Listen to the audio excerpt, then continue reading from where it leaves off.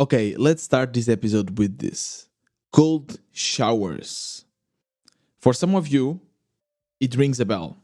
For some of you, you'll be like, yes, cold showers, that's the thing. For others, it won't ring a bell. You'll be like, no, it's winter, at least in this part of the hemisphere, which is, I'm in Portugal. So it's the northern hemisphere, it's winter. So no cold showers. What are you talking about? Well, let me tell you a story. As you know, I practice a martial art called Muay Thai, which is a very intense martial art. Like the training is really intense for at least for someone like me. It's 1 hour and a half where you start with a kind of high intensity training, workout, abs and push-ups and burpees and all of that for about 20 minutes. And then you do a bunch of exercises with pads. You do kicks and punches, and I'm like already dying. But then in the end, you always have kind of a little bit of sparring, which is basically light fighting. So after a training, I'm always super beaten up, and I really feel it for the next days. I'm already 30, so I'm not like those young guys or gals like you. I'm not young like you. And I feel it. I really feel it. So I would have my training on Tuesday, and then I would feel sore. And then on Thursday, I was still sore. I would still go and do my training and then feel sore for the whole weekend.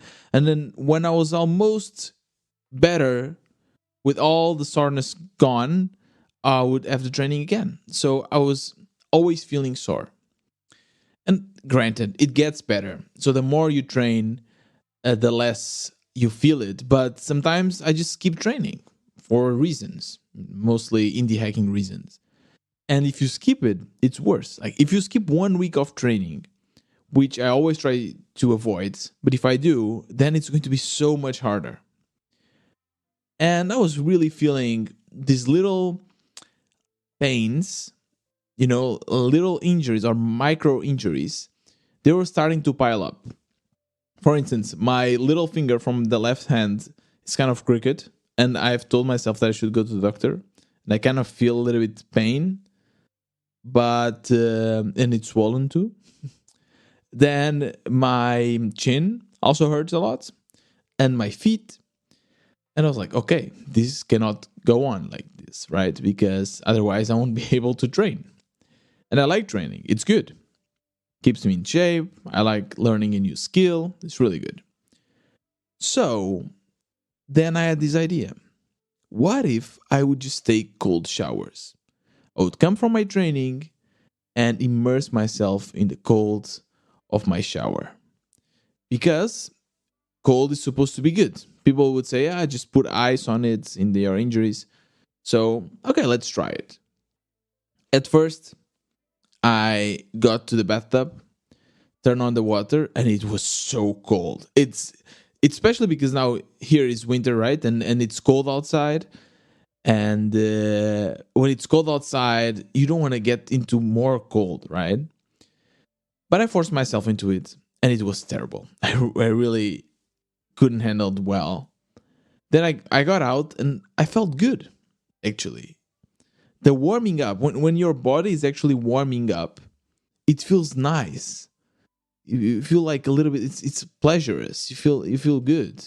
You feel relaxed, but at the same time energized. So I started thinking, maybe this is my new thing. Maybe I will just start having cold showers every day or after my training. I don't know. So it turns out that this is already a thing. Obviously, it's already a thing.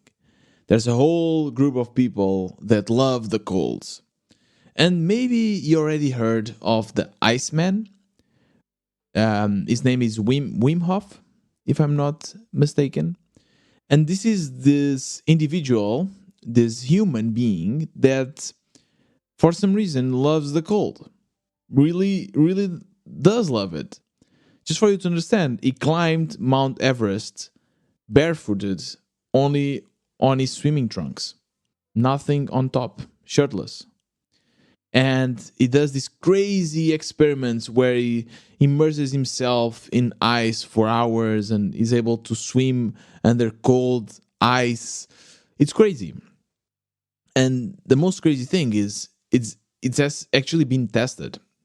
Scientists had tests with a battery of multiple tests, and they kind of figured out that his body's special. Like the things he's able to do, everyone thought it was impossible. So obviously now everyone wants to do the same. He has this method, his own method that also kind of has this breathing method, which I think is called hyperventilation. So when you try to breathe really hard, like you inhale like and then exhale, and you do this for like 20 times. And the interesting thing is if you do that for 19 times, first of all, you'll get lightheaded. And second of all, you will be able to hold your breath for really long time, like without any effort. Actually, I was doing that just for fun. I was following it, and it can be dangerous. By the way, you can pass out without even noticing. But I was able to hold for like 90 seconds without even feeling it. It's crazy. Anyways, because of, I guess, this guy, a lot of people have tried this, and there's already a lot of studies around it. And apparently, it's good. It releases dopamine and it helps you energize. So there's a whole new benefits to it that I had no idea. When I first starting doing this was just because I wanted to reduce the inflammation, which, to be honest, it's kind of working. Yeah, it is. I am feeling better. I don't feel as sore. Of course, this can also be the placebo effect. But yeah, I'm feeling better. So at least that part is fixed.